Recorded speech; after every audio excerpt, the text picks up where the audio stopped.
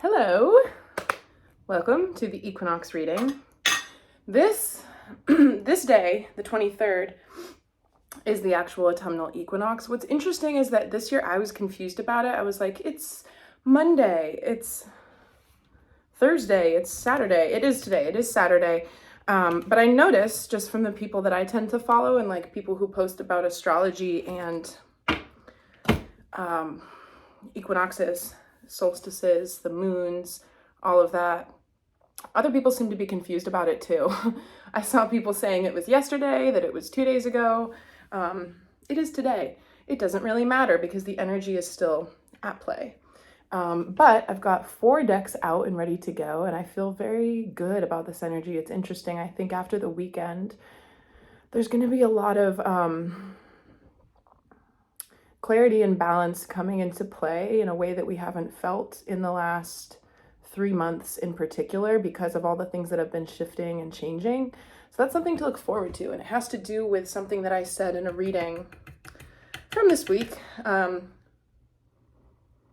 around the fact that we are like affirming our dynamism as people because of the way that we can spread ourselves more evenly through the different areas of our lives that require our attention without depleting certain other things. So it's almost like we can handle more, if you want to put it really concisely, handle more in a healthier way than we used to be able to. And that's a good thing. So I'm going to start with the Psychic Tarot from John Holland and 1 Starseed Oracle card and 2 animals. Now, another thing to notice is that this is the 9th 2323 of the year, September 23rd, 2023. 9 numerologically and in the tarot is like almost there. 9 is almost 10. 10 is kind of the full journey before a cycle will re-begin. Almost like how the moon gets full and then it wanes into new and then it waxes back. So from that, we know that the 23rd, well, there's the 1010 portal in October. But October 23rd, 2023 is going to be kind of an end cap to some of the changes that we've been going through. Again, 2-3 being a 5 as it reduces down, 5 being the number of radical change and like integration and evolvement. So this is kind of the last stop on this final 4 weeks between the 23rd of September, the 23rd of October. There's going to be a lot of things tying up to help us move into the November and December energy. That's going to be really, really beautiful. Really beautiful. I also was talking to somebody about all this stuff a couple weeks ago, and she very like aptly asked me, she's like, I don't want to sound stupid, but like, to be honest, how does the energy know it's 1010? Like, what does that mean when you say, 1010 portal, blah, blah, blah. And I was like, that's a great question. The energy does not know that it's 1010 per se, but the expression of matter, if we take this down to like the molecular level, evolution, how things expand, and the science of the Akashic Field book, taking it back to when I was in Italy reading that passage about how motion of matter and expansion is cyclical, and it is always in motion, particles and stuff. This is how even, the not conscious things in the world, like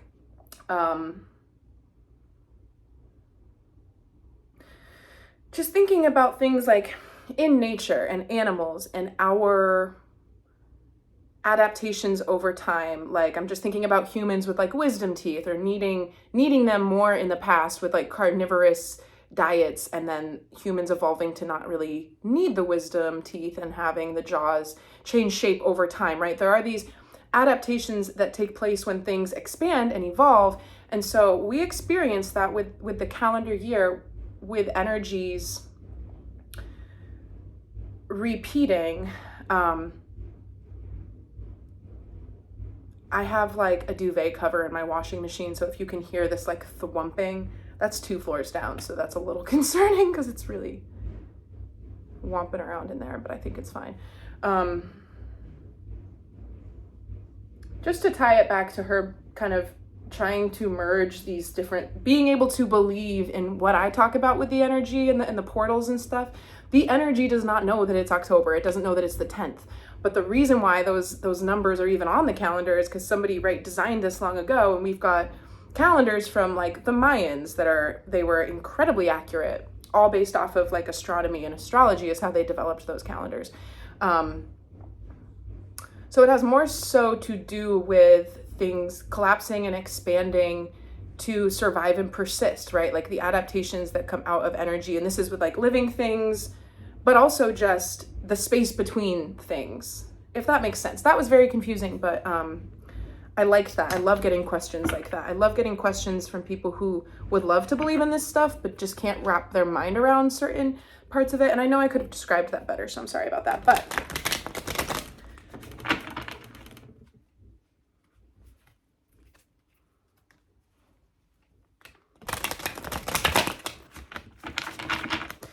all 3 cards from this deck are going to speak to current energy, and then the Starseed Oracle is just going to be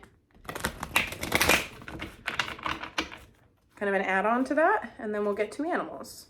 And then I'll go into the whole spread with the Ethereal Visions Illuminated Tarot. Oopsie doops. Okay.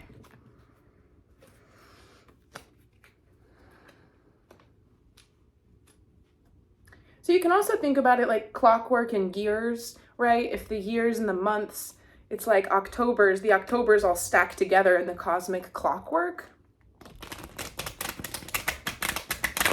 It's kind of Rube Goldberg machine-y as well. Like I'm seeing like when certain things, like almost like, from Harry Potter, when the goblin who works at Gringotts, he like traces his finger down the vault because the goblins are the only ones who can open it.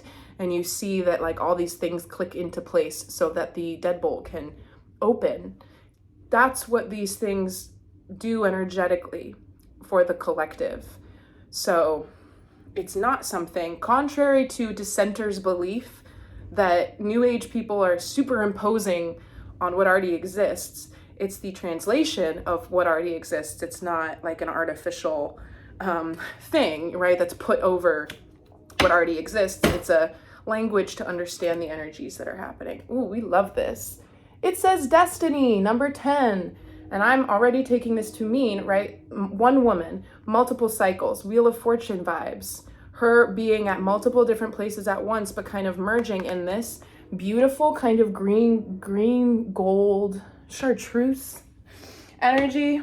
She's holding her hands over her heart space. That's heart chakra, but it's the energy of a healed solar plexus, the inner sun, sense of self, confidence, willpower, coming up into the heart space.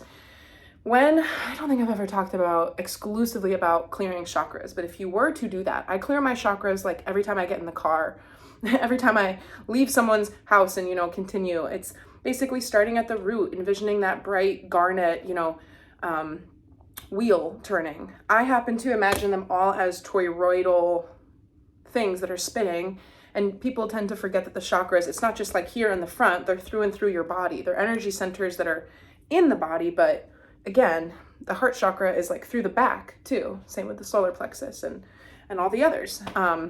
Crown obviously being more up here, but then third eye, right, in the back of the skull, throat being connected to neck pain. So envisioning that energy and that movement, and then moving it up into the sacral. And as it moves, you see the color change from that nice deep red ruby color into that orange. And then you bring it up into the solar plexus and it turns yellow. And then you move it up, it turns green, blue, purple, white.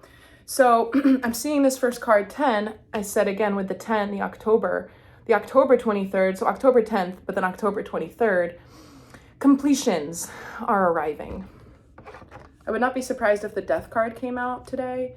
Ooh, sacral chakra.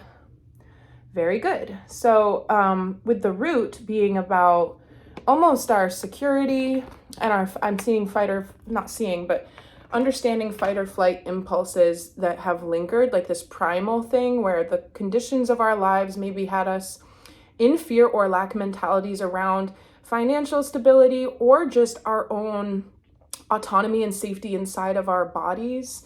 That's the root. And then as we go up into the sacral and like the sexual organs, this is creative energy. I don't have my beautiful big carnelian here today. It's doing something else for my home right now, but if I did, I would show it because that's a great stone. Carnelian, citrine, to connect with this energy.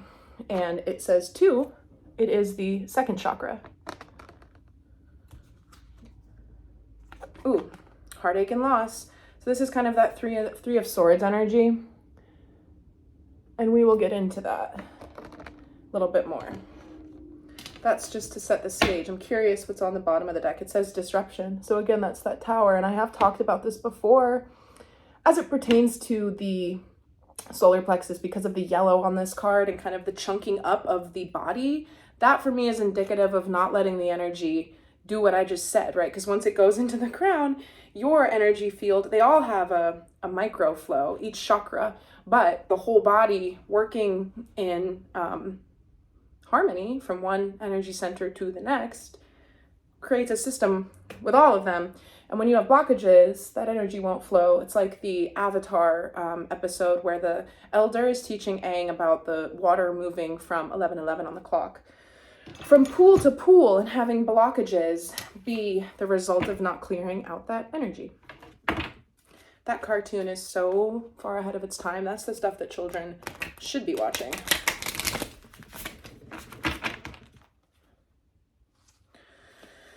Oh my gosh, I've also been tabling a lot of really intense messages that I've been getting for the last 2 weeks. Really intense stuff about the state of the world and the unhealed sexual polarities and the transition that humanity is going to be making within this like 10-year span, the 2020s, right? Big deal, big time. Alrighty. The reason why I'm kind of keeping that quiet until I share it is because I think like the Barbie breakdown and the American Dream video, I want to have that be a talking session where I don't do cards and I just want to structure it and understand what it is that I'm trying to say. Okay, love this because of what I talked about yesterday, the first collective message that I had that came in with my yesterday reading, or maybe that was 2 days ago now. Yeah, it was.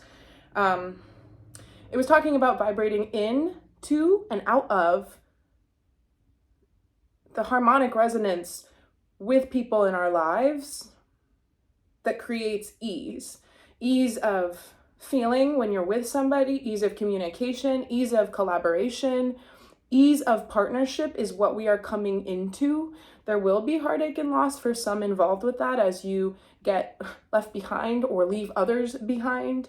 But this is this full circle thing that allows us to have more flow between our own personal like sense of self, security, right? The creative sexual energy. And then as we kind of clear out and merge our own energy field, as within, so without, that reflects in our lives and we start to see more of what is actually for us represented and manifested in our outer world. But in order to get there, you have to restructure things and shuffle things around. And so this card from the Starseed Oracle says karmic relationships.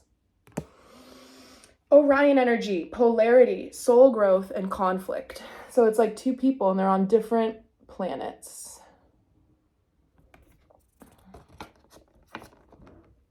I'm going to read from the book for this. What does it say again? Karmic relationships, that's right.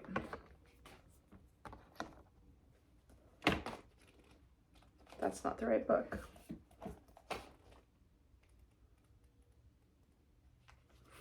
The constellation Orion is thought by many to have been a place of great polarity and eventual unity. Some believe that many starseeds who were part of this cosmic history are incarnate on Earth now and are playing out karmic relationships from Orion times. Perhaps you are one of them. Polarity causes conflict and highlights separation. However, because of this, conflict can also result in unity and growth. Too many misunderstandings are caused when we don't open our heart and mind and see things from a different point of view. When we go into reactive second-guessing mode instead of gathering the courage to open your heart, we should admit that we may have reacted because of our own woundings and then find mutual ground. We're all innocent children looking to be seen, understood, and cherished. It's much harder to grow closer through conflict than it is to grow further apart. And yet, that's the invitation of conflict. It's easy to react and take things personally. It's more challenging to see the innocence of all involved and find a way to grow closer through conflict. It's through relationships that we grow the most. How can you soften your heart and drop your defenses enough to see things from a different point of view? How can you see the innocence of all involved? How can you learn to see the similarities rather than the differences? Yeah, I have so much to say about this. I mean, the first thing that came into my mind is that I think a lot of people are like, well, I do that for others. I just wish that other people would do that for me.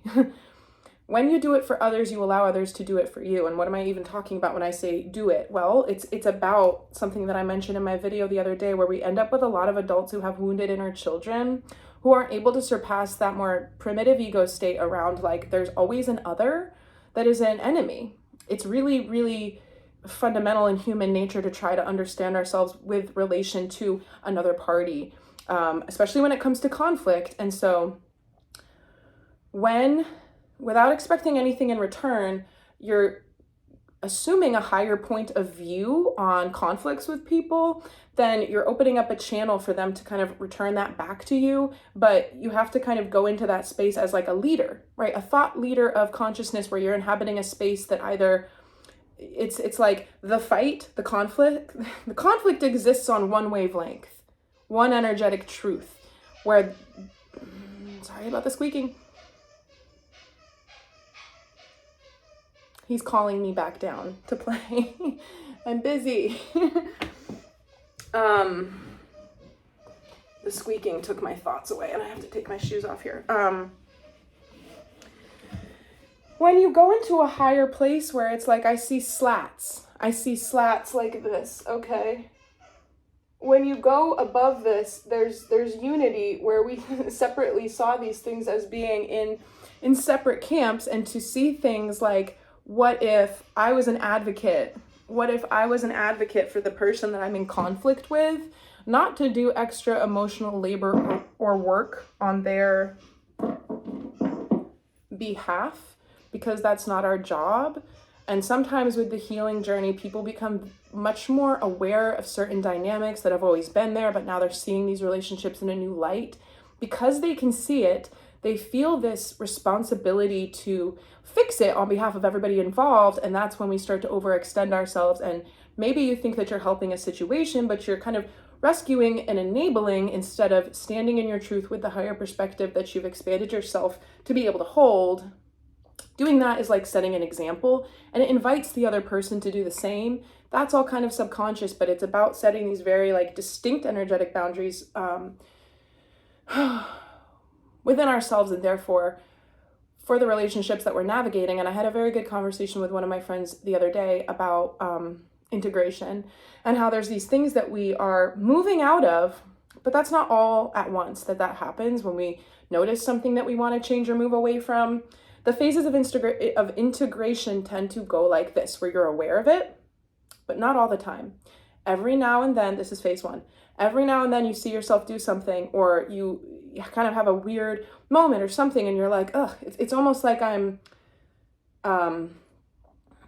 whatever it may be. You notice yourself creating an excuse for your own behavior, something 7 of Swordsy or 8 of Swordsy around stuckness and excuses that are actually more self-imposed than we've ever realized before. So that would be phase one, where you notice it, but you're not always conscious of it. And then phase 2 would be like, now you are kind of always conscious. It's happened enough times, and you've cognitively gone to a place of seeing where your triggers are in dynamics enough to know like, oh, this is that thing that somebody can do again, where I kind of, because of my conditioning or how my dynamics in my family were, I always had to kind of get words in and interrupt or vouch for myself. And so you start to realize how often and when and why that trigger is repeating. But during phase 2, you're not necessarily able to change the behavior. You just almost become annoyed with yourself because you continue to see how it's manifesting in your life and consequently holding you back. Phase 3 is like you experience a taste of being able to change it.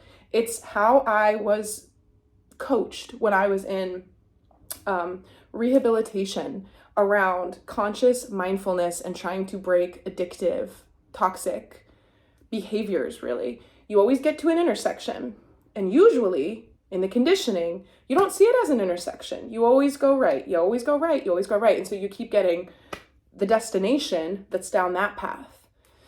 So in the phase 3 of the integration of like a changed behavior, you sample going left. Now you don't do it every time because of the reactivity of the ego state that this is speaking to, being talked down and not engaged with as much. It's always going to be the thing that's like, no, remember this way.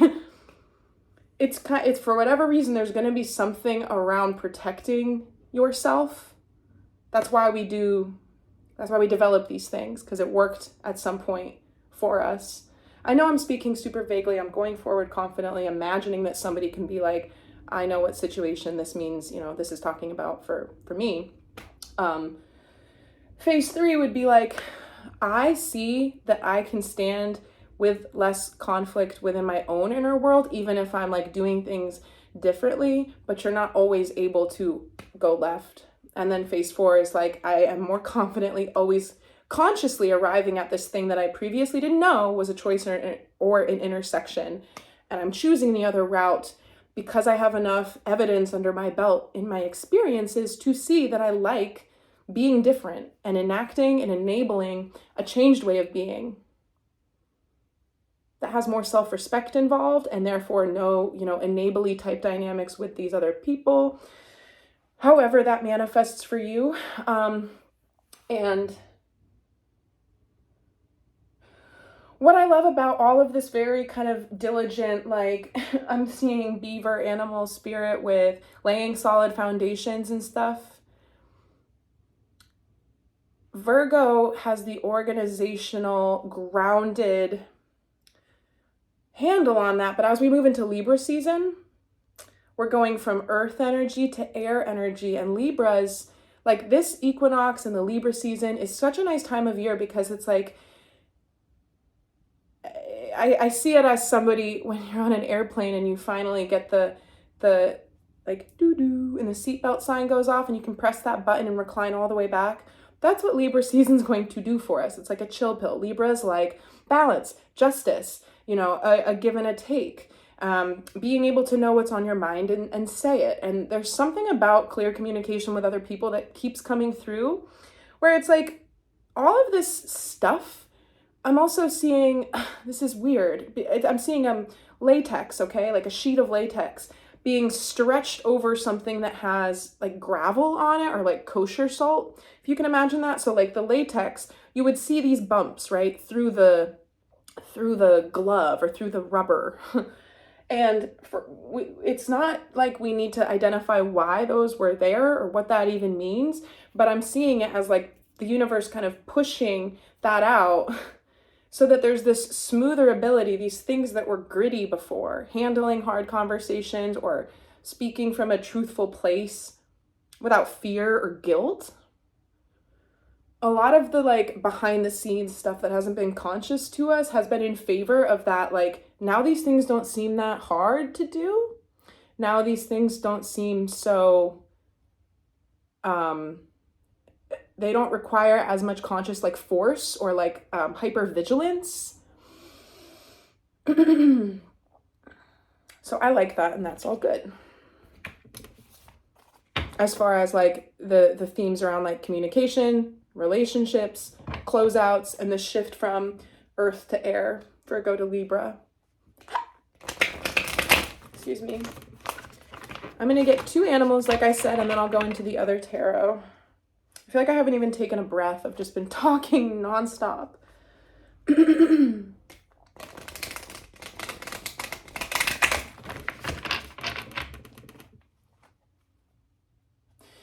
Okay, I also just want to say something. You can't, I guess I'm just going to rattle off a bunch of cliches, but I have something important to say, okay? So everybody's fighting a tougher battle than meets the eye. Kindness never goes out of style, and it's always incredibly important. A lot of people have been through things that they would not have considered traumatic, but they were traumatic when it comes to our personal psychology and our inner children.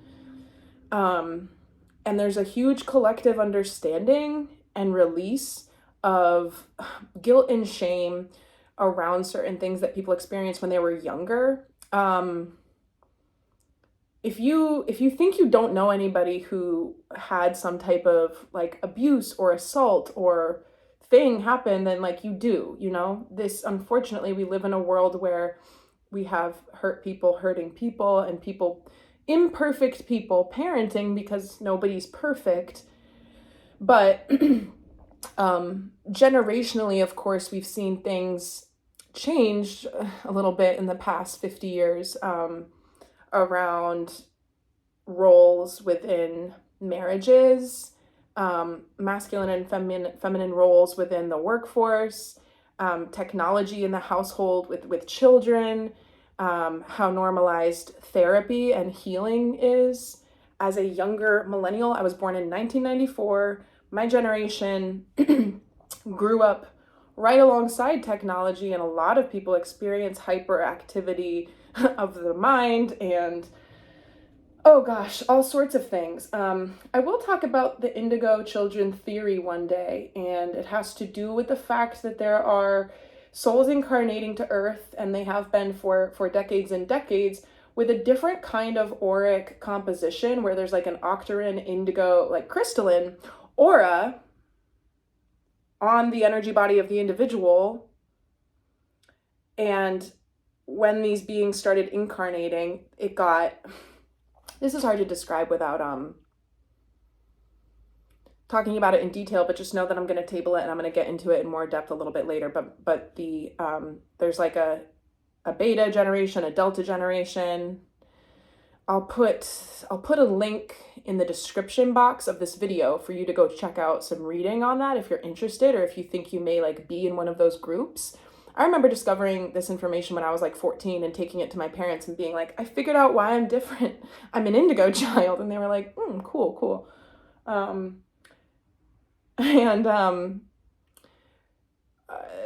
the theory around the people born in my generation who possess this like differentness, it's like we were the warrior generation who had to deal with a lot of incongruences between the world as it is and the world that we knew, you know, from past life, or like the way that I said before, my inner child is constantly asking, why is it like this? And throwing a tantrum about that. So as an adult, I have to be like, it is like this for whatever reason, and I can kind of accept and dislike and notice certain things, but then continue to let that feed, not, you know, an ignorance or an anger or a hatred, but a love for seeing a different avenue and continuing to kind of channel my energy and everything that's available to me as myself in this life into solution rather than contention with what doesn't work in the world and how I feel. So the idea with the Delta generation indigo children born in the 90s is that we have a Saturn return, which, if you're familiar at all with astrology, we have multiple Saturn returns throughout our lives. If you do have a standard life expectancy of, I don't know who's 80, I think the average life expectancy is 73 today. I don't know where I pulled out that piece of information from, so don't fact check me, or you can, whatever. So the first one occurs between 27 years of age and 30 years of age, and Saturn is like this, dictatorial, larger structure, mission-oriented father in astrology who kind of oversees purpose and stuff. And this is why a lot of people experience this restructuring of career or passion or purpose in their late 20s and when they turn 30. And then this is why, again, we tend to experience what people call midlife crisis in another 30 years. I mean, typically people tend to hit that sooner, but it has to do with Saturn return coming back around and saying, like, are you still happy? And so my generation going through this 2016 to 2026 is considered this big return for the indigo children in my generation. And the purpose of us having a higher mental illness rate, higher suicide rate, higher drug and alcohol addiction rate, is because we're eradicating stigmas and stereotypes and issues for what are going to be known as like crystal children and rainbow children. A lot of people, you're going to see more and more and more of this. Babies being born, amazingly gifted children. There's one kid who comes to mind. His name is Oh, please give it to me so I can provide it. The Music Kid. Mike the Music Kid on Instagram. I'll link his profile in the description box for this video as well. This boy is like 6 years old and his parents started an Instagram for him because he just possesses immaculate, indescribable musical adeptness. He's incredibly gifted at mixing tracks and creating original compositions out of remixing songs that already exist with software like, I don't know, GarageBand or not Final Cut. What's that other one for music? Source something? Abilities that are, outside of a 6-year-old, or like these little baby geniuses, who go on Oprah and graduate from college at the age of 11 or even younger. These children are able to grow up in a world where people don't necessarily, with different holistic and alternative methods of healing and a little bit more of an understanding of how the environmental shifts in the last 25 years, which have been very hard to keep up with and understand, right? The psychological impact. We're a little bit more understanding of that now, especially because a lot of people in my generation are like, yeah, we're all just, we have ADD and we need all these vices. Everybody's vaping and, there's a lot that's humorous, but also kind of disheartening. And then it leans into this space where, oh gosh, on the internet right now, there's a lot of memes around like autism and trying to figure out where on the spectrum you are, because everybody feels like they're a little off, and so there'll be a meme that says like, you're in his DMs, I'm in his bed, and we're taking quizzes to see where we fall on the autistic spectrum. And like, on the one hand, there's a lot of nuances to mental health and diagnoses, and it's important to know if you fit the bill, but everybody kind of could in some way. I hope this doesn't offend people. If it does, please email me and we can have a spirited debate about all of this. But my point in saying this is like, I said a few videos ago, you can always make it fit. The DSM has over so many different definitions for why people aren't well, when really the reason is because of all of this, societal bullshit that like it asks for a return to nature and a balancing of the energy and feeding ourselves and cutting out all these really harmful frequencies and toxins and crap that we're inundated with. So I guess I just take issue with the fact that there are people who are truly autistic, and then there are mild expressions of behavioral issues where it's like, I don't think it's productive for a bunch of people to be like, oh, that's it. That's my problem. Because I went through this. I was told I was bipolar when I was younger, and I was like, oh, that explains it. And then it became kind of a scapegoat for why I wasn't always the most functional and stuff. And I actually was not bipolar. But I started acting that way even more than I already had been. I talk about kite and anchor, and I actually have a kite tattoo on my finger right here. I got it in Thailand because I was in Thailand on a trip in 2012, and I experienced this unbelievable feeling of kind of experiencing this elated soul feeling, like my kite was just tethered to this physical reality. Like my soul, though, was expanded energetically. I felt like I could see more things, and I was very in touch with my psychic gifting. And as I described this to my social worker when I was in treatment later, probably a year and a half later, talking about this, she's like, that's mania. And it did appear very manic, but my whole point is that when we accept other people's definitions of our own experiences, then we kind of fall in line with the other details of that. And I just don't necessarily think that I just want to emphasize caution around all of that. If you're somebody who's like been thinking lately, like maybe I'm autistic, maybe that's what's going on with me, just always remember that the world is what's wrong. Like, honestly, I think people think that there's something wrong with them, and because of social media and everybody portraying really rosy, amazing livelihoods and stuff, people feel very isolated and not feeling like everything's perfect with their own lives. This is why I'm doing this channel as well, because maybe I'll post some candid Instagram thing and a caption about hardship or something every now and then, but for the most part, the function of it is to curated feed of images that I like. And as an artist, I also am constantly transmuting pain and challenging things and hardship into art, because that's how I move the energy through. And so it may all look rosy and beautiful, but like everything is a labor of love and trying to move energy through to continue reaching for that healed energy and that love energy. And that's what I want to share. But from the outside, it can appear like, just like, it contains no evidence of my private personal life, where there is a whole lot of struggle and things to constantly be worked through. And that's why I want to talk about that a little bit more here. But just to bring it all back, I do think that the way showers and way clearers, different generations of being able to and then the indigo children who were born in the 60s and the 70s, they had a different kind of breaking the mold for my generation. My generation had it different to break certain molds for the next generation. And it's so incredibly important to learn from, respect, support, and encourage the children in the world today, because children are the children's psychology, the children's dependency. We're thinking about food now, okay? So like the food dyes, all these things. That creates an addictive, kids crave, these foods when we start giving them to the children quite young. The psychology through certain shows and media and like these games that they're playing now on their iPads and stuff and whatever, Roblox and whatever else. The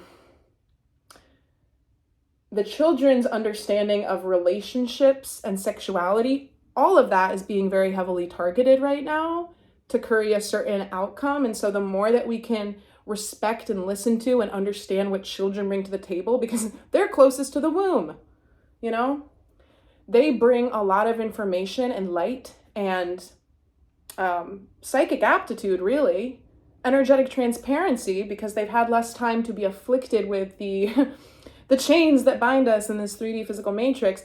Children will say very, very intuitive, high level things to us. And it was so much less common, parents who had children, people who were born in the 30s, right? The people who are like in their 60s now, their parents were so different, to the point where if a kid said something like imaginary friend, it's like completely rejected from the get-go. And as time progresses, people are understanding, I think, a little bit more that children come into the world to continue correcting things. We think that children come in and we teach them how it is so they can grow up proper, whereas we're understanding a little bit more of a shift around the fact that children come in and they bring the wisdom, and that's going to happen more and more. So not only are you going to see like just gifted genius kids,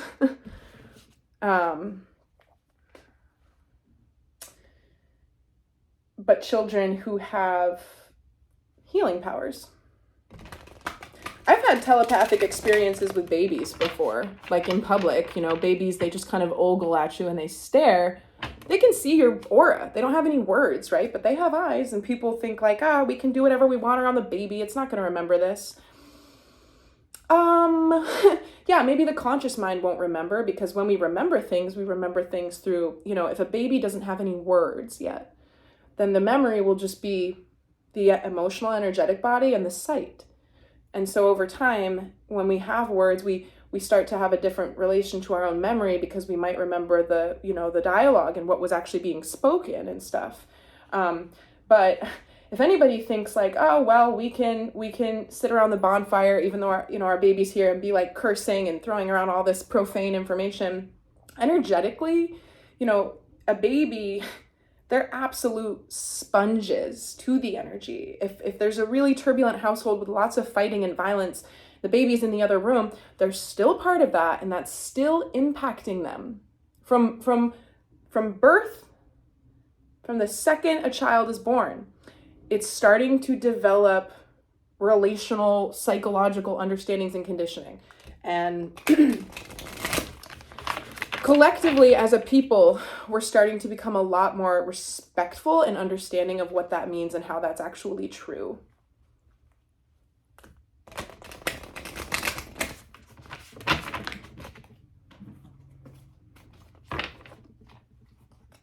you know, I'm thinking about this memory I have from being 2 years old. I was living with my family in Belmont, Massachusetts at the time, and it was my brother's best friend's birthday. I was 2 years old. The kid was turning, I don't know, 4.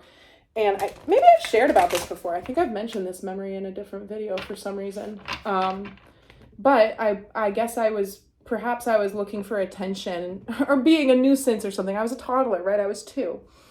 And so there was a sitter that was hired to watch me during the party so that the parents could do their thing.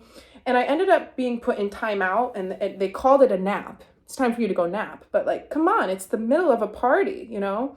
And I was put in a room, like a screened-in porch by myself, and there was like a futon, and I was told to nap on it. But the door was closed, and I was shut in there by myself. And I remember thinking how absolutely unjust that was. And of course, you know, toddlers... they just, you know, cry and fuss. But I remember that my own psychology at that age, feeling the injustice of the situation. And I think a lot of adults would be like, that's, you know, they'll get over it. But listen, I'm 29. I still remember. So don't underestimate how much children retain. This is a crazy tangent. This is not what I thought would come out today, but to be honest, I'm not thinking too much. I'm in full channel. I'm just letting it all flow. All right, what do we have for animals? 2 of them. Love it, love it, love it. Yes, yes, yes. We haven't seen these cards since in 3 months that I've been doing readings consistently. So let's take a look. We've got Porcupine Spirit, Time for Beginner Mind. And we have, and that's 48, which reduces to 12, which is a 3. Crow Spirit, co-create with spirit. Did I finish? Do I have open loops from the Indigo Child stuff and so much information there?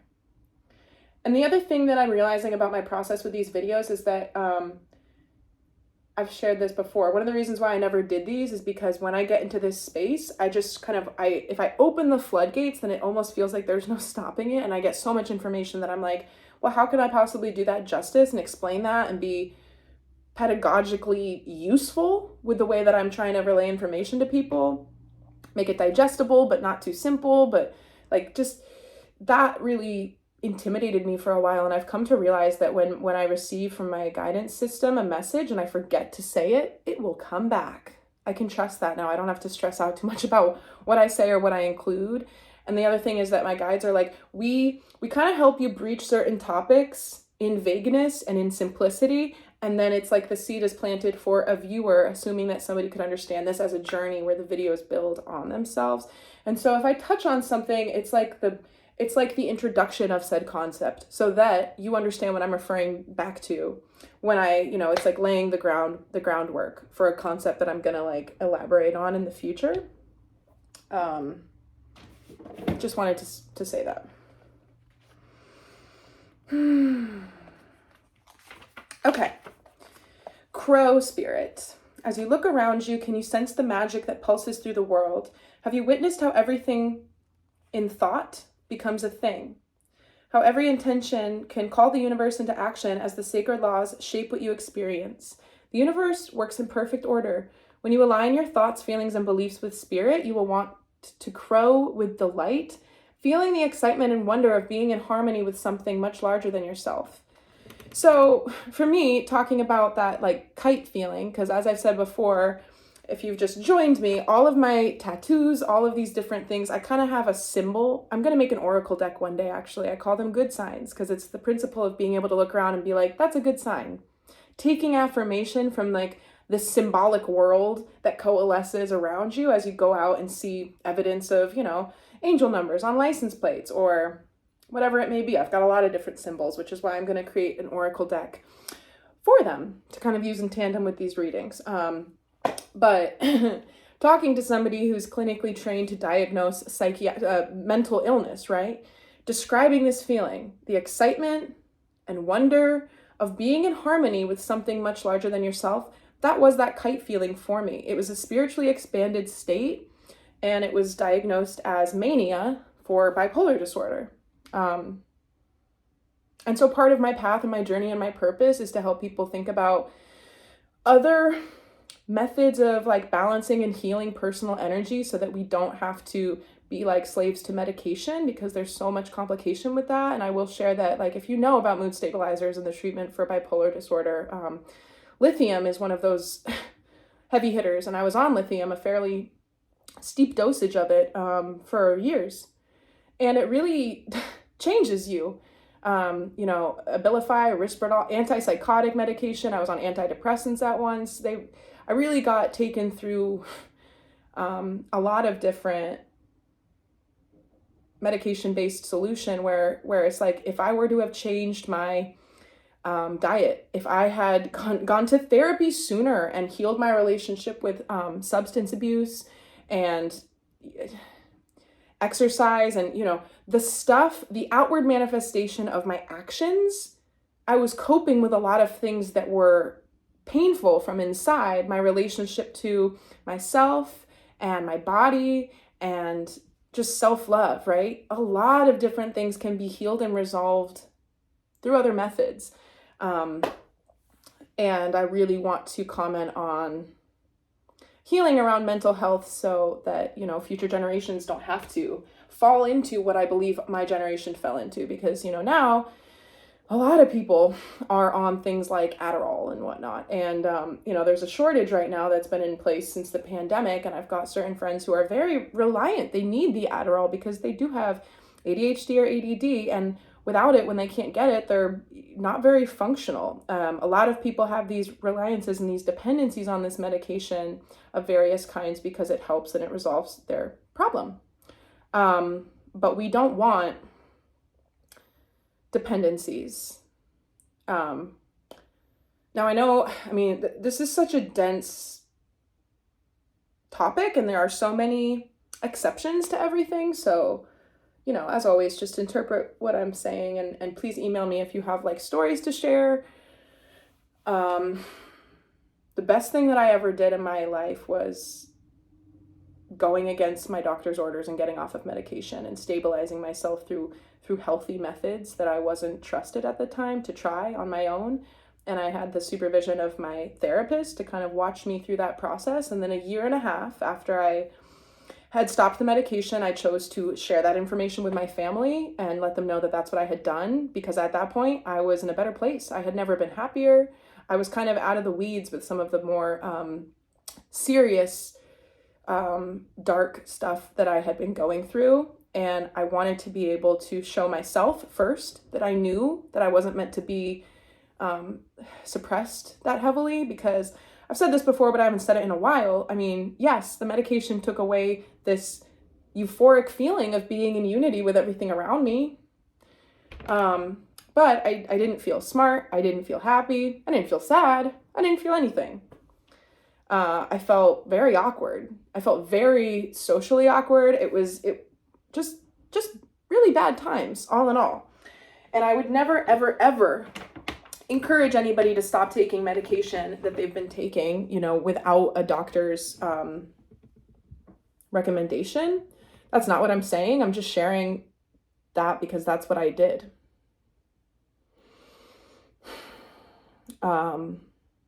So again, not a doctor, but we obviously know at this point that the pharmaceutical industry is like trillions of dollars.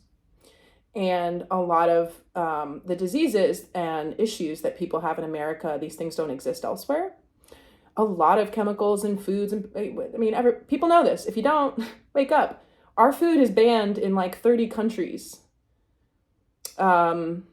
This is intense stuff. And another thing that I'm going to get into is the fact that there are, these internet safety laws around like mass surveillance and censorship of information on the internet. So certain things around trying to educate people on the dangers of certain things, it's considered, I don't know, fake news, and it gets censored because it's a threat to the truth that the CDC and the FDA want you to believe, so that it doesn't disrupt the channel between the prosperous, big pharma in America and the agriculture industry. So that being said, I never say stuff like this, but if you're if you like listening to me talk and if you benefit from these readings, I'm glad, and that's like why I'm doing this, in addition to documenting my own kind of spiritual journey and what I'm going through and how I'm sharing things. But it does make a difference to like the video and subscribe to the channel, because then the algorithm will circulate it more, and my goal is that people who would benefit from this information will find it. And I do fear, like, I follow a woman on YouTube, and the name of the channel is Goddess of the Oracle. And I've talked about frequency and tone healing and harmonics before. She is so incredible. Like, so a lot of people would listen to these videos that this woman does and think it's absolutely insane and weird. She's singing, but she's also speaking, and she's in full channel. And I listen to these because I experience upgrades listening to the tones. Like, I get visions. My energy is very aligned with the transmissions that she's bringing through energetically from like another realm. It's just about resonance. If it doesn't resonate with your energy, you would listen to them and be like, she sounds weird. Because her vocal cords have been upgraded energetically to be able, like, she'll be singing out this incredible like belted note, but it's almost got two layers to it, like in Mongolian throat singing, where it's like bah, but there'll be like a higher pitch on top of it. Like, physically, humanly, if you understand the voice and singing and how people bring through, right, air and vibration, it's absolutely remarkable what she does. But I'm bringing her up because all of her views and following, it's like, there'll be like 7 likes on the video, and small numbers, you know, because that content's not for everybody, but it's also the stuff that's very viral and very pushed is part of this algorithmic appeasement with like content and engagement. This goes back to what I was saying with the Black Mirror Joan is Awful episode, where they're kind of making a farce out of it, but they're like, well, we tried launching positive content, but people really are engaged more by the mirror of their own existence from this horrific critical standpoint that engages with like self-deprecation, I don't know, you know, the clickbaity stuff. So if you think that you might enjoy, it's for feminine energies. So even if you're a man, but you identify with feminine energies more dominantly, or just want to work on balancing your feminine polarity, I would recommend it. I will post the link for that too. I have to remember all the links that I said I would post. The Indigo Children, the Music Kid, and Goddess of the Oracle. Another reason why September has been so incredibly intense for me is because I started doing these energy upgrades through her channel at the start of September, and they've really, really changed me. They're incredibly cool. And a lot of them, just to give you a heads up, if you do choose to check it out, they say sexual energy activation. And so, you know, a lot of people say like, oh, like sexual energy, it's, oh, what do people say? You know, it's demonic, blah, blah, blah. We've been taught that sexual energy is like, you know, the hedonistic, like pop culture, oversexed, promiscuous stuff.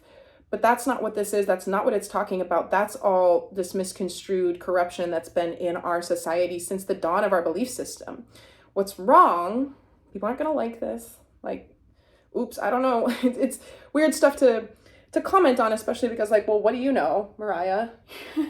You weren't raised in the church. You haven't read the Bible cover to cover. No, I haven't, but I like the Bible and I pray to Jesus Christ, and I have so much evidence in my own spiritual journey about the power of the light of Jesus and connecting with that energy. But I firmly believe that the Bible's been rewritten and edited, and it's not about like, no, Eve, you know, this, the woman gave into temptation and the devil with the snake and the apple. Jesus is masculine energy. Jesus is king, right? There was a queen. In fact, I believe that it was Mary Magdalene, and Jesus and Mary were like lovers, like twin flame energy. And for centuries, the leader spiritually of feminine energy, right? If there was a witch, right, they get like cast out. Basically, there's been this age-old suppression of healed feminine leadership, and that's kind of being overturned. And sexuality as it's portrayed through the masses today is very convoluted and unhealed. And I will talk about this a lot in the future, so I'm not going to go into it now. But when these videos from Goddess of the Oracle say like sexual energy activation, it has to do with healed, creative, life force energy. It's not about being sexual. It's about understanding that when you have a healed relationship to what it means to have like a healthy synergy from chakra to chakra, and the fact that like you're born of sexual energy, conception, and like the orgasmic resonance of energy, like you can think of that like the Big Bang was just a big cosmic orgasm. There is something really, really intimidatingly scary about children encountering sexuality through, you know, the abundance and accessibility of pornography, which is very, very toxic in my opinion. Portrays a lot of really problematic dynamics that have become super mainstream. And when we align with certain kinks that are born out of shame that we haven't resolved, then they can be unhealthy, but it is the thing that like will turn people on or activate them sexually because it's being reinforced through the main channels. So I will always give the utmost respect to my parents when I was 6 and my brother was 8, I believe. 2nd and 4th grade, maybe. They sat us down with these very anatomical books that were designed and written by, you know, children, psychologists really, designed to help children understand intercourse and what it meant and how it looks in the world. And they explained sex to us with these books. And I was always very grateful for that, because even though I grew up in rural Vermont, you know, I'd heard the word on the streets, like it's not a city experience of a kid growing up where you see things and you hear things, but in a small town, people talk, right? And I'd gotten wind of some of the truth of life, but I really appreciated that my parents took it upon themselves to make sure that we had a primary understanding of what intercourse and sex in the world kind of looks like and stuff. And a lot of people growing up and just talking to friends about like, when did you learn about sex, right? A lot of parents do not teach their kids at all. They just let society fill in the blanks. And today that is very scary to think about, because kids are very curious and all the kids have phones. And to be honest, people are like, oh, well, the parental controls is on. Sweetie, remember when we were young and we found a way around everything? The kids today do too, especially because children are pretty intuitive and natural at navigating the technology, and parents know far less about it than the kids do, you know? So again, that was a very long tangent.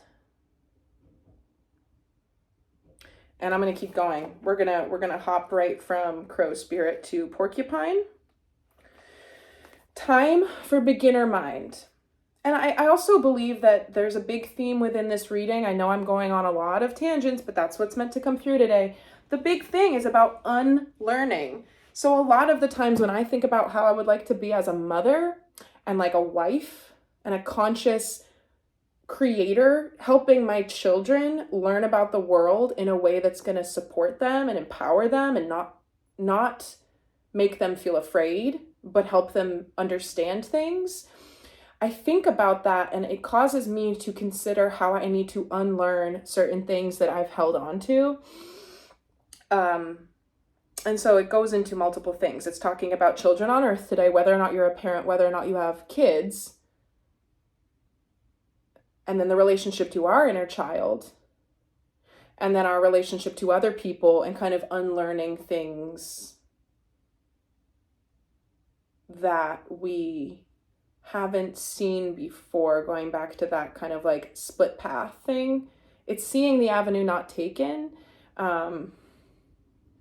for a lot of different levels of our own behavior over time. When porcupine spirit calls your name, you are being asked to adopt a beginner's mind and to approach situations with innocence and curiosity. The old confining stories no longer have a hold on you. Life is full of surprises hiding in plain sight. Looking at the world afresh with new eyes can help you find what you have been seeking, whether it is a relationship, an opportunity, or evidence that you have all that you need right now to co-create what you desire. Who knew?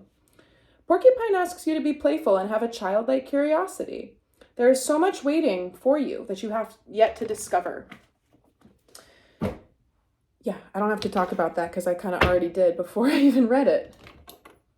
So, now I'm going to go into a little, oh my goodness, the video's been an hour. Like, how did that happen? Whatever. Honestly, I know that I would probably reach more people if I recorded consistently like 26-minute videos, but long form content is important. It's important. I think both can be true at the same time. I think I can get better at paring my videos down and make them a little bit shorter while still including everything I need to include, and support the idea that it's okay to have a little bit of a longer video on average. I can work to improve while still letting it be what it is for now. Okay, all right. What are we going to do with this now? Energy to embrace, energy to release. We'll start with, yeah, okay. All right. So don't forget we had the current energy as this destiny card. We also had sacral chakra. And I was talking about sacred sexuality or sexual energy as life force energy because there is this collective societal healing in the sexual energy. And I talked about the other day, a feminine clearing happening. There's so much good information to talk about with this. And I'm so excited. I'm so excited to get into it because it's incredibly healing. It's incredibly empowering.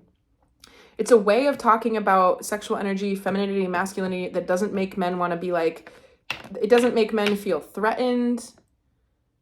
It doesn't make women feel inferior or too self-righteous. There's so much. I just see spider webs again, all over all of this stuff.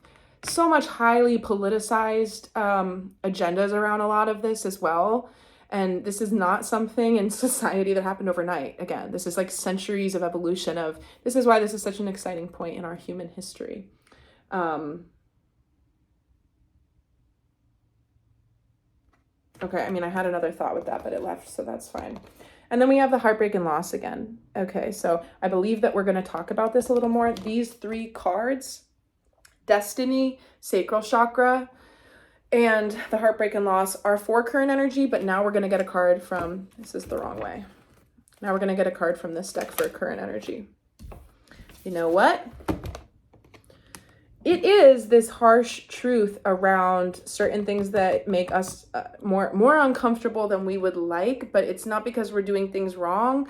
It's because we're standing up for certain things that are overdue to have had to happen when it comes to relationships. And so emotional fulfillment with the 9 of Cups in the current energy. I mean, I love this because you have this posture, this woman looking down, her hands in kind of this reverse prayer upside down, and then him in this very contented arms across the chest. It's a from one to the other, but let's get some clarification, okay? The current energy being the 9 of Cups. I do want one more card for that. Oh, top and bottom, sure. There it is, you see? Heartache and loss.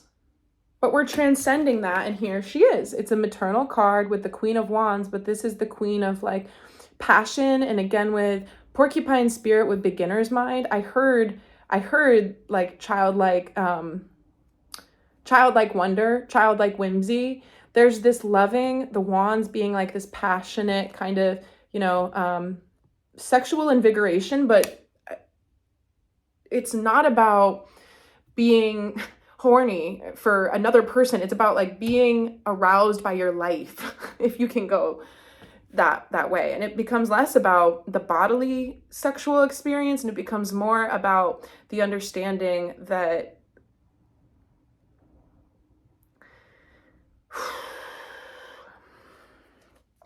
how does this want to come out?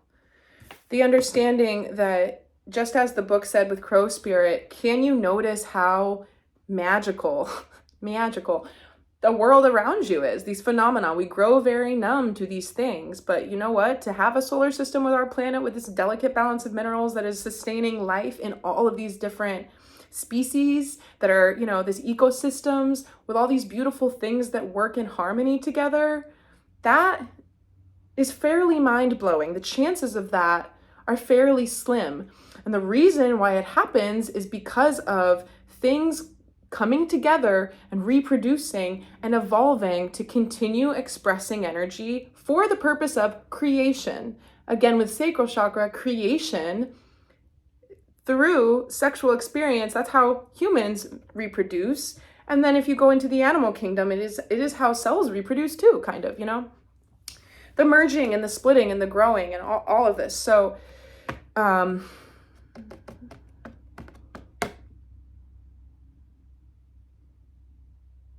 yeah, I'm not going to get into like pop culture and like sexual, that's a whole other video, and I do have a lot to clarify with that type of information. But basically, with our current energy, 9 of Cups, emotional fulfillment, but just letting yourself feel the feelings. I've done a lot of crying over the past few days, and it's just in the name of release.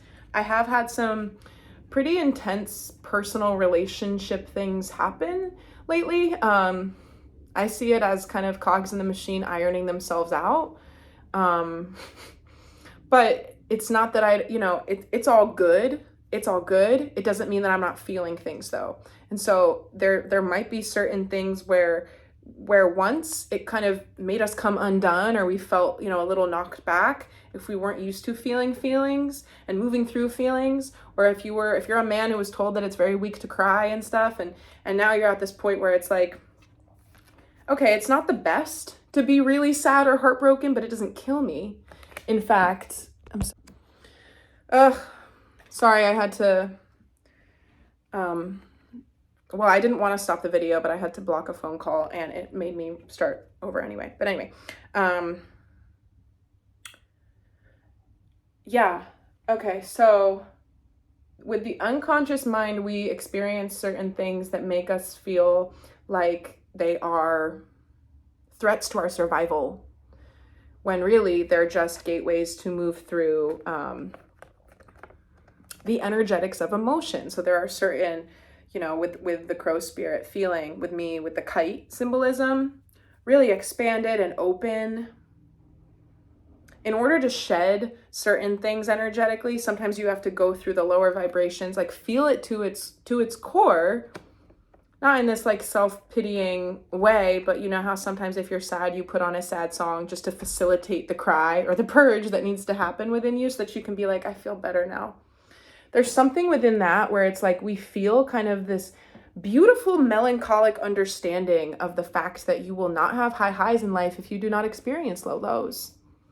And I know outward facing, that my life has been very beautiful. I've had some really incredible experiences that some people never get to have in their entire lives. And I'm not even 30, and I feel very blessed and very grateful for that. And I've always expressed great gratitude for that. Almost on a regular basis, I'm shouting to the trees and the rooftops, thank you for blessing me in all of these ways. Like, keep it coming. I'm liking this. I'm liking this a lot. But that doesn't mean, like, in some ways, I know on a personal level that I'm not meant to talk about trauma that I've experienced personally, because we do enough of that in society. What I'm meant to do is kind of embody what I've learned as a result of surviving it. And I do talk sometimes about certain things, but okay, so it's as if we need to, sometimes it's like we need for other people to know what we've gone through that's really deep and dark and bad, so that they know that we are like survivors and that we overcame something. But that's kind of flawed because of trauma bragging and stuff. It's not that you shouldn't talk about it, but it's more important to focus on embodiment of antidotes. Well, this is actually just for my channel. Just for my channel. So never mind, kind of backtrack from that. But the purpose of me saying this is that we understand now more than ever that it's okay to go through things that are very, very challenging, because it takes us into an appreciation of why we live and what matters in life. And it helps us appreciate the beautiful moments for what they are when they do occur. And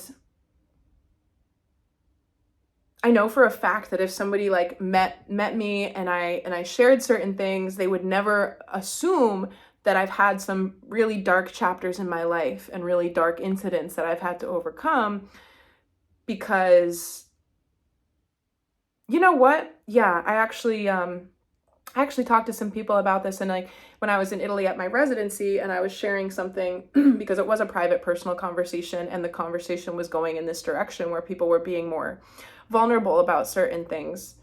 And I shared something from my past that I've went through, and the person said to me, I would have never guessed that. And I said, yeah, I know. It's because I no longer choose to incorporate that into my identity. The fact that I went through that is not part of who I am now. I resolved the chapter and I left it behind. And I have a deep empathy and compassion for people who have been through really hard things. And so I want to talk about that, and I want to talk about why. And this is a collective message that I think the reason why I'm talking about this is that my guides would like for me to make it clear that you are always telling a story of who you are through the way that you speak of yourself and the way that you continue to tell stories from the past or not. It is up to you right now for the next 4 weeks from September 23rd to October 23rd. What stories are you going to kind of put the final nail in the coffin for? And you can speak of yourself and your life in a way that you choose, that sets yourself free from a lot of things that have weighed heavily on you for a long time. And so it takes it back to the idea that we do have this more passionate new start that will have emotional fulfillment in it. And it's because we know now that going through challenges doesn't kill us, and the universe provides things for us to grow through and move through for our own expansion. And this can also go back to the idea that they say that, you know, before birth, if you incarnate, you pick your parents, you pick your family and stuff. And to be honest, a lot of people experience the worst pain and trauma through the inner family. And they say, why is this my situation? The cards that I've been dealt. These are karmic relationships that are in our lives for like it said in the Starseed Oracle card that is called karmic relationships. These are the things, once you're born, you can't change those certain circumstances, but the relationships in our lives cause us to grow the most because they are mirrors to certain things. So I want to keep going because I'm getting this is going to be a very long reading, and I want to just keep going. So that's current energy. I don't know how to summarize it, but I don't need to. Energy to embrace at this time. I mean, I already know what it is. Have a little bit more fun with your days right now. Get ready for that reclining seat with Libra season. Feel the feelings. What's the energy to embrace? Six of Pentacles again. I don't know why I said again. I don't think we've seen it in a few days. One more for energy to embrace with Six of Pentacles. A givingness of ourselves. And what I said before, okay, 2 came out, so we'll go with that. But I'm just going to pause so I can touch on this. What I said before is that sometimes we say, well, I don't want to give them like the benefit of the doubt because they're not doing that for me. Like, I don't owe them anything. I don't need to be compassionate because they've been so unfair throughout this whole breakup, throughout this whole, I don't know, say someone, whatever. I'm not going to go off on examples. But then you're no better vibrationally. You're not choosing to ascend or try to develop the situation into that higher, more healed expression. If you take off and you ascend to a perspective where it's like, you know what, I have a role, they have a role, more things can be true at once than just me versus you, then it either asks them to rise up, or the conflict won't align anymore in the same way because you're not like butting heads in this lower vibrational opposition. And so with the Six of Pentacles, it is a gift to somebody else to change and give them the benefit of the doubt, even if, you know, they don't deserve it out of you. That's, if you're watching my readings, I believe that you're meant to be like, you know, a leader in certain dynamics for the people in your life. And sometimes we're like, well, I shouldn't have to because they're older, they're the adult, or whatever. It doesn't matter. Energy is timeless. I'm entering a really interesting point in my life where I'm like, I have so many memories now about how I was in different lives that, like, you cannot make this stuff up. You can't. Now, somebody who's a little bit more of the logical 3D mind and rests their laurels in this world would be like, okay, well, she's very creative and she's probably made up all these stories in her head. That's fine if you think that. But when I start to have certain memories, the memory of what that life was like, when I integrate those things, I gain certain skill sets that I had then, because spiritually, I'm like integrating the knowledge so that I can express things that I didn't even think were possible as Mariah in my life today. But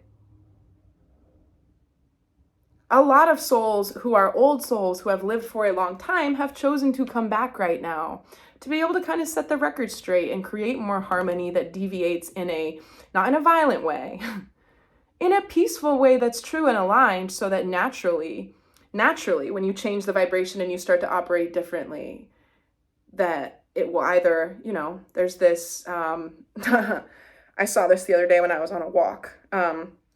Polarity division splits started in 2020. It's like the Titanic. So there's this huge divisive thing happening socially, politically, blah, blah, blah. And people, you kind of have to pick a side. I believe that a lot of people right now who are doing like light work and spiritual missions and like not in the clickbaity like way that doesn't, never mind, I'm not going to criticize any of that right now. It's not necessarily like pick a side. It's like, I don't want to be on that sinking ship at all.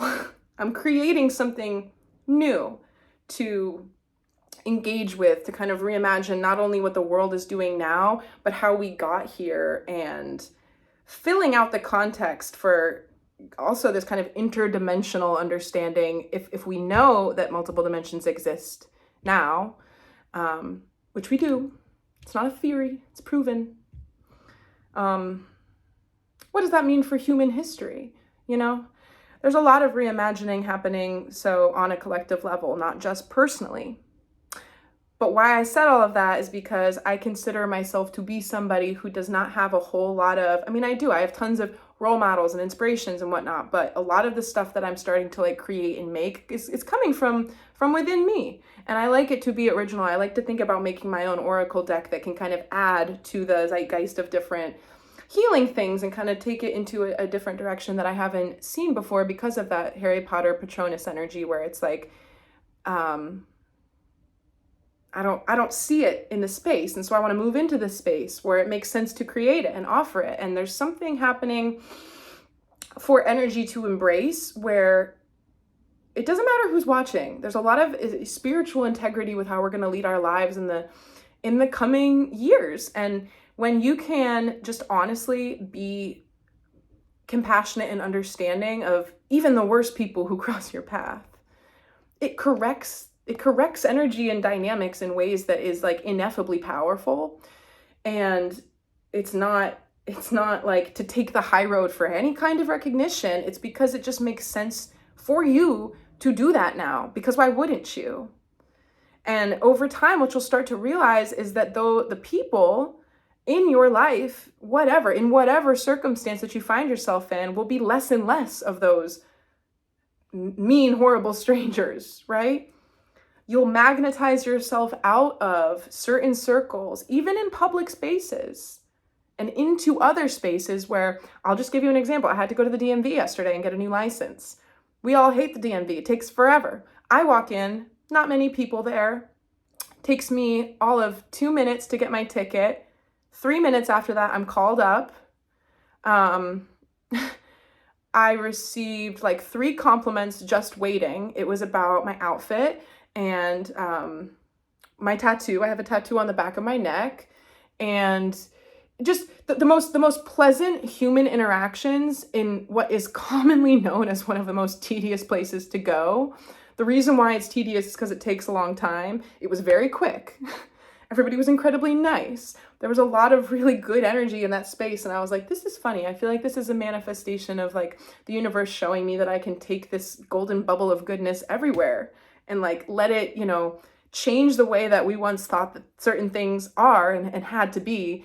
And the way I was talking in Italy was like, I felt so crow spirit, so connected, that I was having really kind of Snow Whitey magical synchronicities with animals and stuff. I was like Snow Whiting in the DMV, if you will. So what do we have here?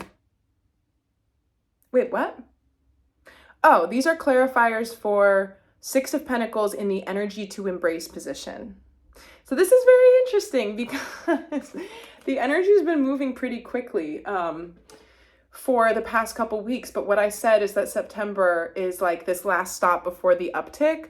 Yes, that's true. What's been moving quickly is what we cannot see in the High Priestess. And in the energy to release position from 4 days ago, it was High Priestess, but now it's in the embrace.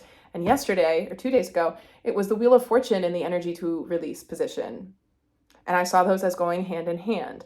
But we've now got Four of Swords, which we've been seeing a lot, Six of Pentacles, oopsie, and High Priestess in the energy to embrace position. So it's almost like our conscious minds have not needed to be so on board with some of this other stuff that's happening. And so it feels like if somebody, I'm seeing like a bathtub, okay, full of water. And if you put your hand in it under the surface and go like this, there's going to be ripples on the surface, but it's from this deeper motion that's happening in the body of the water and it's affecting the surface. That's been happening, and we haven't needed to keep up with that inner motion that's causing the ripples. Now, what I believe and what I'm getting through the energy is that we're arriving at a point where it's going to become naturally more visible to us, and we're going to be able to kind of make links and connections between the conscious and the unconscious spaces that are dictating the changes that are happening right now. And it's a great time to meditate and ask for answers and ask for guidance. And I've said it before, I don't just sit cross-legged and meditate. I never do that. Maybe I do that sometimes, but I do it in a chair next to my window with a notepad, and I stare into the trees and I breathe and I get quiet and then I write things down. And I'm somebody who needs to have something else with the meditation. It could be walking in the woods. It could be writing. It could be scribbling, you know, just getting energy out in shape and form. For me, that is how I meditate and kind of come into this understanding with what's going on in my inner world. And so it's almost like the conscious mind and the subconscious mind were like, okay, you're going that way. My GPS is taking me this way, but I'm sure we'll make it to the same place. Yeah, we did. It's here. It's now. We're now needing to embrace the fact that our intuition is spot on, and it has been, except we were a little bit in the dark because of the ego mind perceiving things as bad or good. And now there's a higher perspective. What did I just say? Higher perspective. I haven't channeled this fast or talked this fast in a long time. And I did give you a heads up the other day. I was like, I think I'm going to have a lot to say.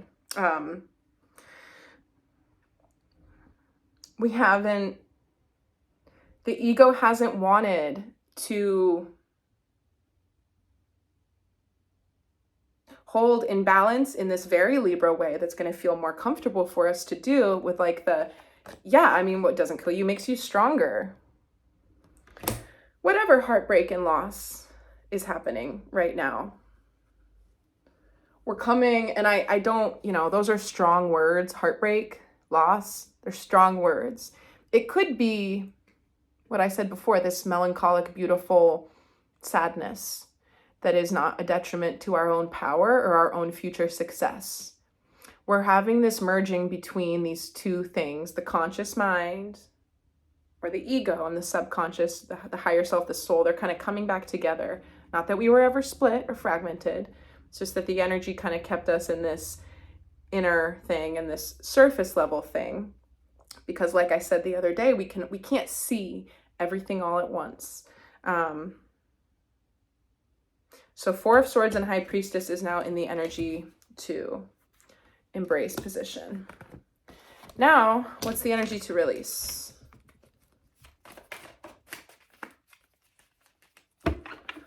Whew.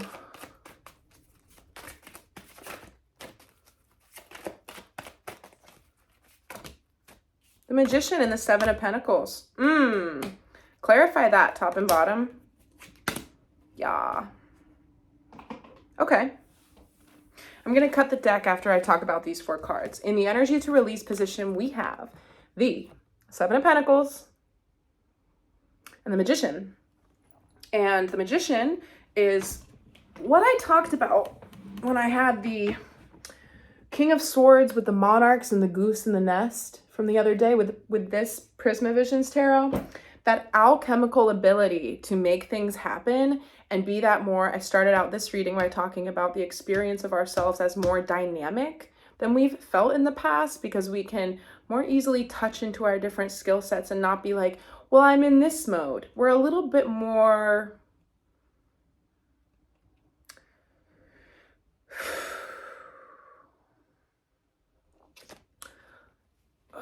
we're a little bit more unleashed in our energetic ability that is happening at a really good time because of kind of, this doesn't make sense to me. I just need to like,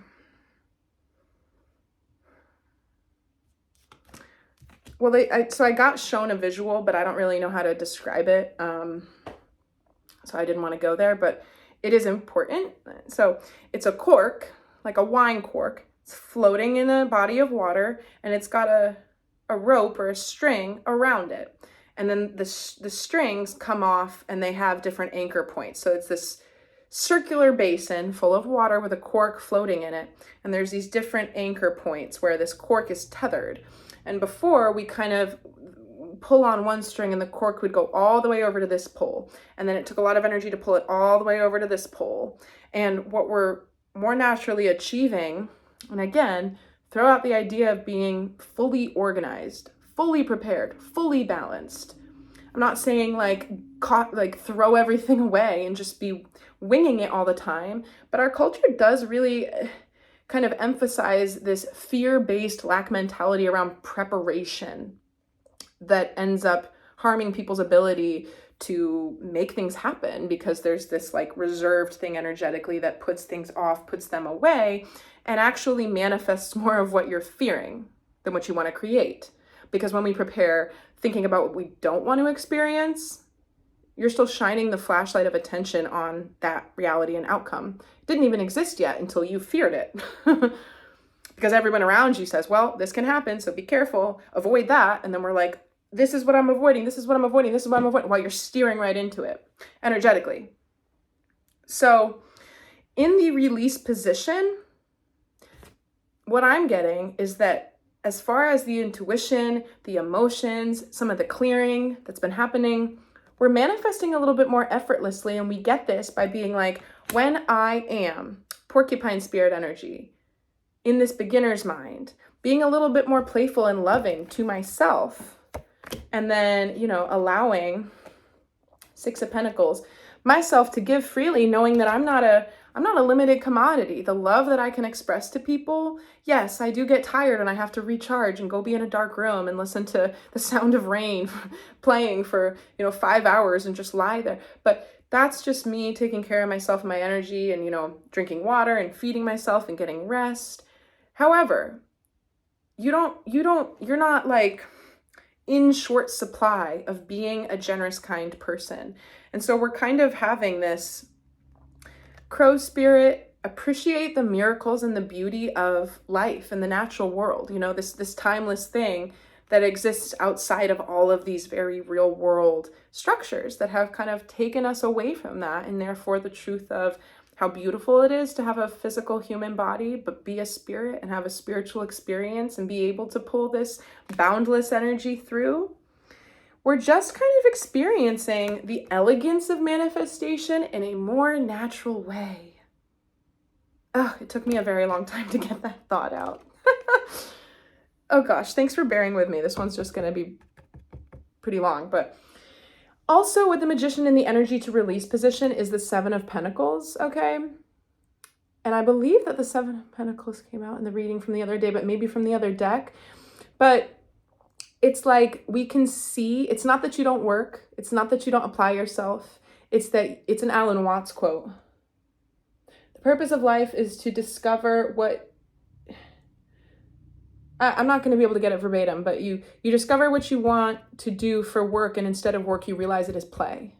So for the exact reasons that I just talked about in the energy to release position, start to reimagine every single opportunity that comes your way each and every day, even though you have mundane tasks and responsibilities and chores and stuff to do and Excel sheets and blah, blah, blah.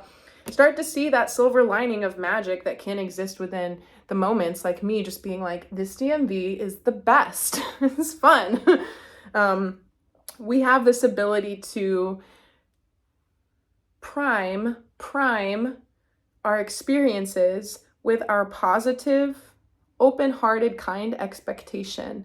And when we know what something feels like, because we've been doing it for 20 years and we have this mundane thing, we know what it feels like. We know what it looks like. We know why it's annoying, but we're not used to seeing these things as opportunities to, you know, each and every day, each and every moment.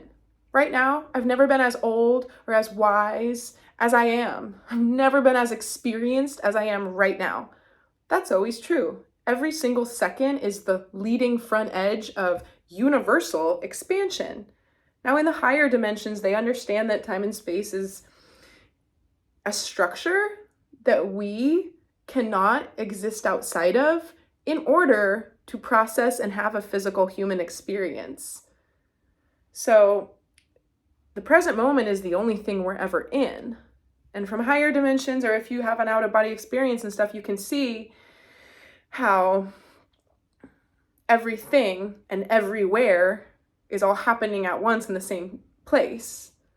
Because again, with the message from the other day, it's not all the droplets separate, it's the ocean. All the energy is the ocean. And so there is this interconnectedness through time and space that on the quantum level renders those things non-existent. I know that doesn't really make a whole lot of sense. Or maybe it does. Hopefully it does. But basically just think about particles, right? We know that everything, me, my body, this table, there's a molecular structure, and then going into the molecules to the atomic level, there's, a nucleus, electrons on the outside. When you get into what an atom is, it's mostly wavelength and empty space. And a lot of this is just light and wavelengths. And I'm getting off of my point here, but basically, because I want to keep going and I want to wrap up, and I could probably speak for 5 hours right now.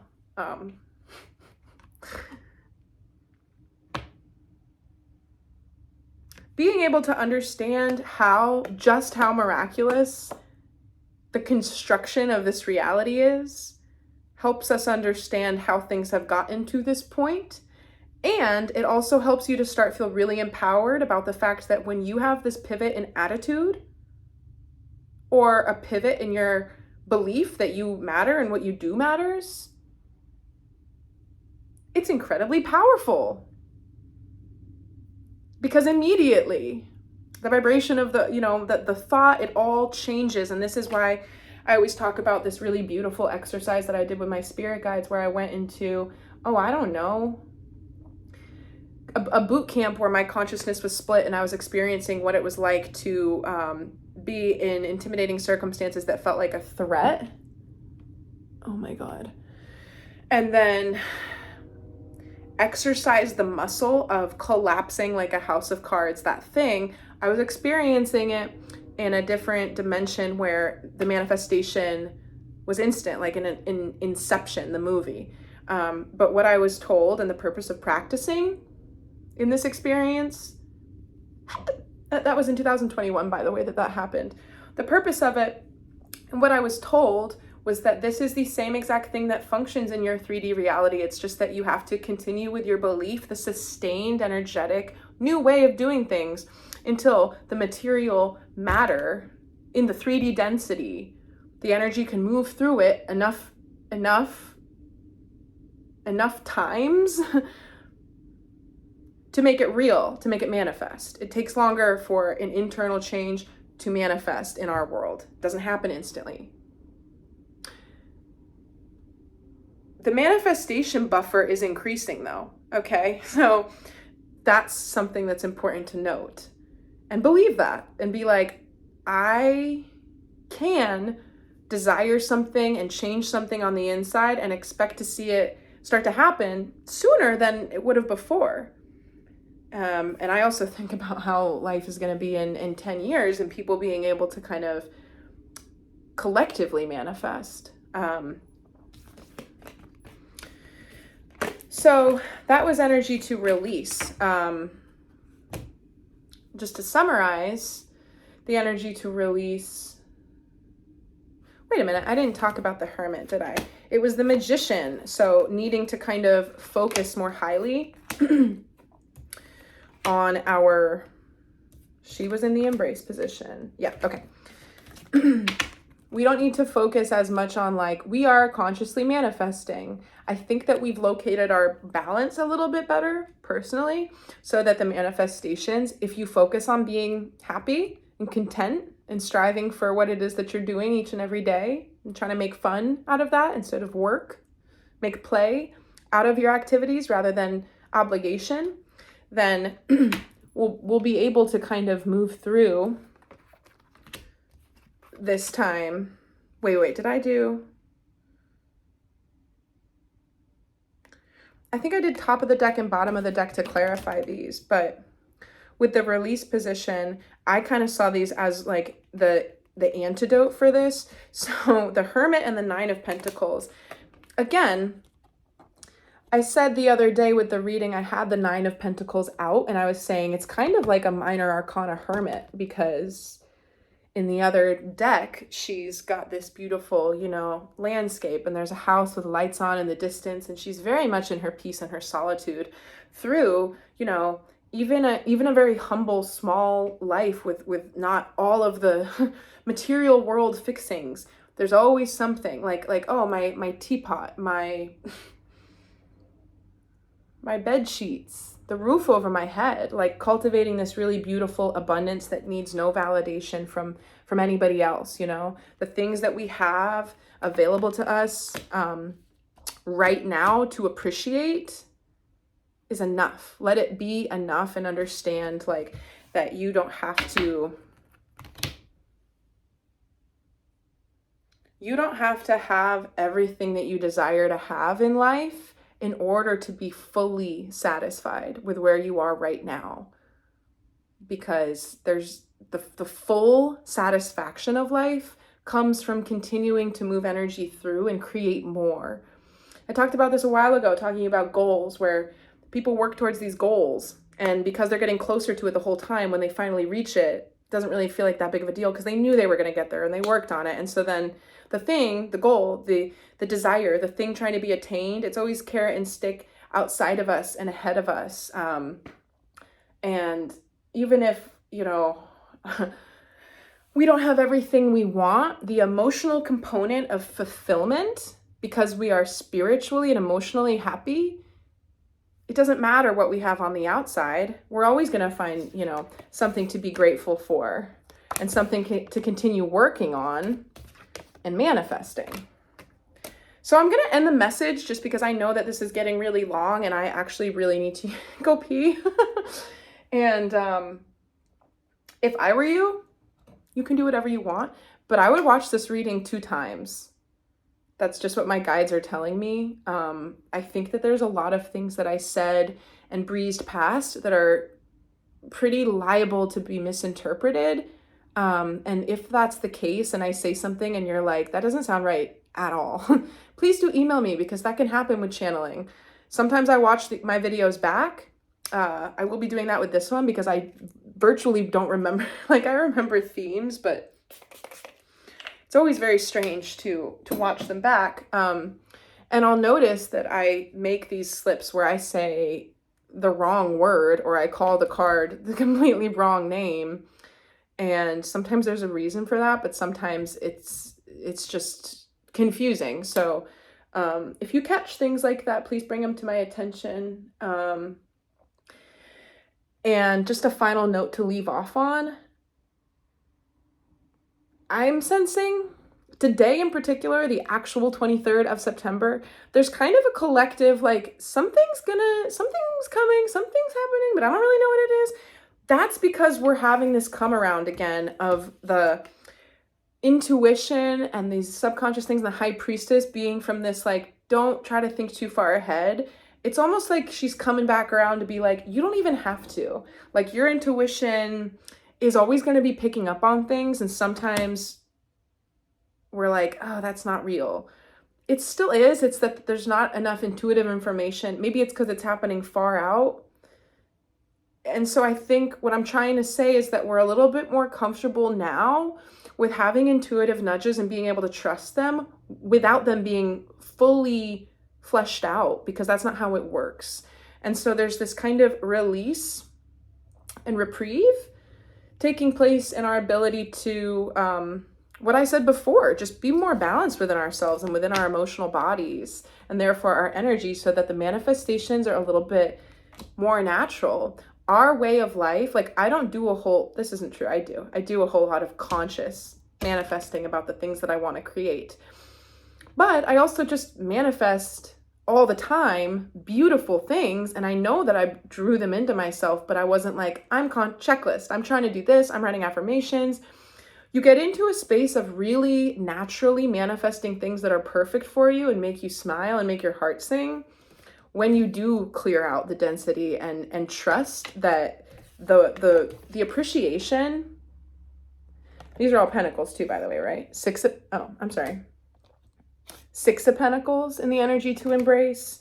9 of Pentacles. This is about being giving, charitable, of heart, and what you're capable to give to others to support them, like spotting someone money and having them pay you back when they can, being able to support the people around you, but really appreciate things.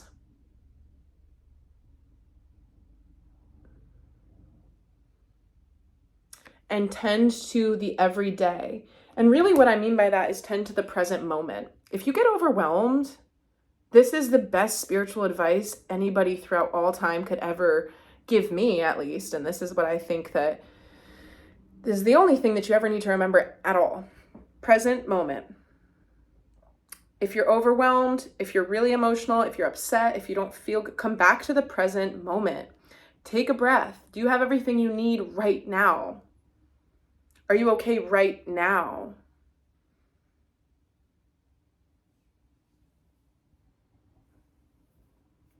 We have finally done a certain amount of healing so that when we are able to exist in the present moment and try to, again, strike this balance of loving ourselves and our environments and giving to ourselves, loving others and giving people the benefit of the doubt from an honest place, and really being like, well, I can see why they would have acted like that. And then putting in the little steps each and every day, not because we're slaves to our own existence and capitalism, but because we understand that we're born into this world and that we can make things that we need to do more like play rather than work. There's just so much. Of course, I'm like, final thought, and then I talk again for like 20 minutes, but major arcana, okay? Hermit is all about ourselves and our solitude, and then High Priestess and Magician. Manifesting more effortlessly, moving into this Libra reclined, chill energy. I really do think that the collective kind of like anticipation that I mentioned a couple minutes ago, believe it.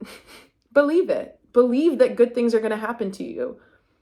What if you can have really miraculous, positive changes happen? Start to believe that and expect it and be excited for that. And then thinking about, the Magician again in the release position, don't try to over-engineer like, oh, well, I have to do this in order for it to happen. Don't be like that. Be like, it's already done, right? And so it is. And you can walk kind of with faith each and every day, knowing that if things are hard, you feel the feelings. It doesn't mean you're any less. It means you're human. We have highs and lows. We can be both childlike and free and fun, and also responsible and wise.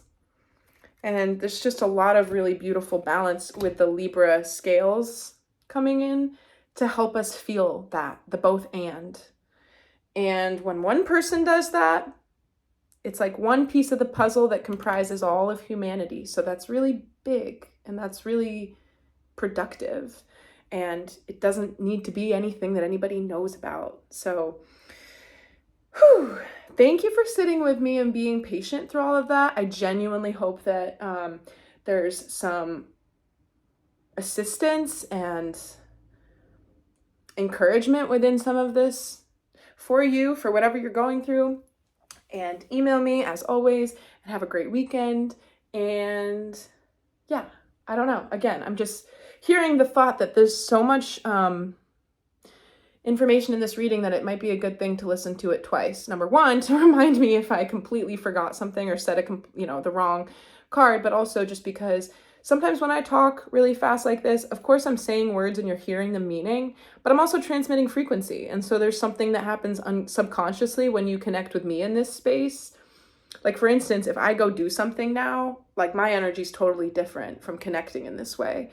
So listening to it a second time can just kind of help, like, your subconscious connect with the energy that I'm partaking in here that's coming through, like, my literal vocal cords, and then especially with, like, the way the cards come out. So there's something within this one that could use two times to sink in. And I am going to ring the chime. So if you're wearing headphones, you might want to take them out or, turn the volume down.